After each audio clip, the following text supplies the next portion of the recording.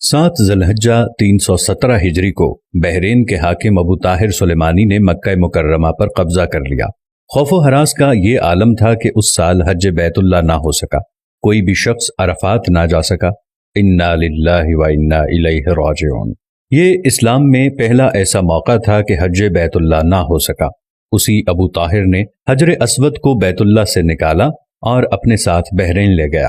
پھر بنو عباس کے خلیفہ مقتدر نے ابو طاہر سے معاہدہ کر کے فیصلہ کیا اور 3000 دینار دیا اور حجر اسود خانہ کعبہ کو واپس کیا گیا۔ یہ واپسی 339 کو ہوئی، گویا کہ 22 سال خانہ کعبہ حجر اسود سے خالی رہا۔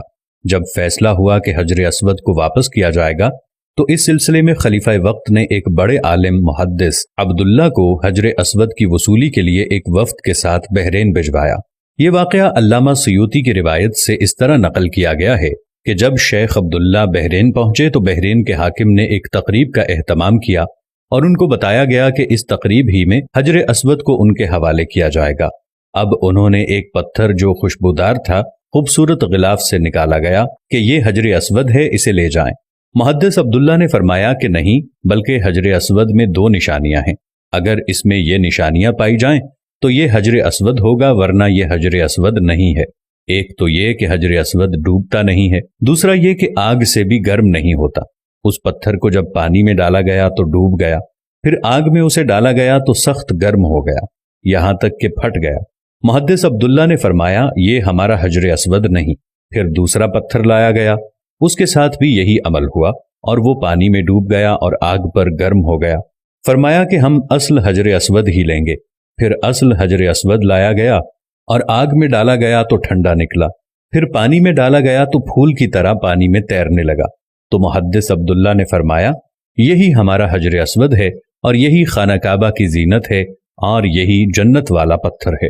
اس وقت ابو طاہر نے تعجب کیا اور پوچھا کہ یہ باتیں آپ کو کہاں سے ملی ہیں؟ تو محدث عبداللہ نے فرمایا کہ یہ باتیں ہمیں جناب رسول اللہ صلی اللہ علیہ وسلم سے ملی ہیں کہ حجر اسود پانی میں ڈوبے گا نہیں اور آگ سے گرم نہیں ہوگا، کیونکہ یہ پتھر جنت سے لایا گیا ہے اور اس پتھر کی یہ خاص خصوصیات ہیں کہ نہ ہی یہ پانی میں ڈوبے گا اور نہ ہی یہ آگ سے گرم ہوگا۔ ابو طاہر نے کہا کہ یہ دین روایات سے بڑا مضبوط ہے۔ جب حجر اسود مسلمانوں کو مل گیا تو اسے ایک کمزور اونٹنی کے اوپر لادا گیا، جس نے تیز رفتاری کے ساتھ اسے خانہ کعبہ پہنچایا۔